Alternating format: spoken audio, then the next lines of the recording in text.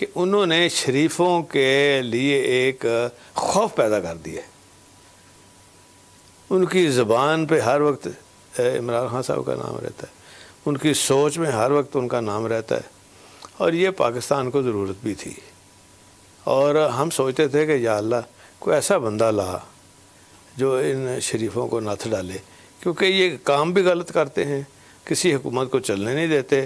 اور جو ان کو لے کے آتا ہے اس کو ختم کرتے ہیں۔ کیونکہ ہم خود ساتھ رہے ہیں، مشرف کے ساتھ انہوں نے کیا کیا، اس سے پہلے جہانگیر کرامت نے کیا کیا، اور اس سے کئی پہلے جتنے بھی ہے کاکڑ اور جتنے ایپیسوڈ ہوئے نا، سب میں کسی کا قصور نہیں تھا، صرف نواز شریف کا۔ ہر بندے سے لڑائی، ہر بندے سے لڑائی، اور آگے وہ بچوں میں ٹرانسفر ہو گئی ہے۔ تکبر،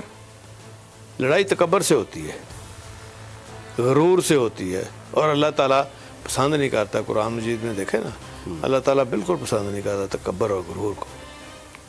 اور یہ ان کو سزا ملے گی۔ ابھی تو ہوئی ہے، اور مجھے تو لگتا ہے کہ عمران خان ہی ان کو سزا دینی ہے۔ اچھا، ایک اور بات جو صاحب، جو وزیر اعلیٰ تھے پنجاب کے شہباز شریف، بڑا ایک امیج بنا دیا گیا تھا، پتہ نہیں کتنے بڑے ایگزیکیوٹر ہیں اور کیا، ابھی وزیر اعظم بنے ہیں تو وہ جس طریقے سے ایکٹ کرتے ہیں، جو کچھ بھی ہوتا ہے، جو انہوں نے کیا، وہ تو ایک پوری طرح ایکسپوز نہیں ہو گیا؟ وہ بالکل پوری طرح ایکسپوز ہو گیا۔ دراصل میری میں جو ان کے بارے میں نے جو تجزیہ کیا نا شریفوں کے بارے میں، یہ سمجھتے ہیں کہ لوگ بھول گئے ہیں۔ بھئی ایک بندہ عمران خان کی شکل میں اللہ تعالیٰ نے بھیجا ہے جو ان کے سارے برے کاموں کو یاد کراتا رہتا ہے، کیونکہ میرا خیال ہے ضرور عمران خان صاحب کا خیال ہوگا، میرا تو بہرحال خیال ہے، میں نے یاسمین اور راشد کو پوچھا ہے کہ ڈائمنشیا کیا ہوتا ہے، تو وہ کہتی تھی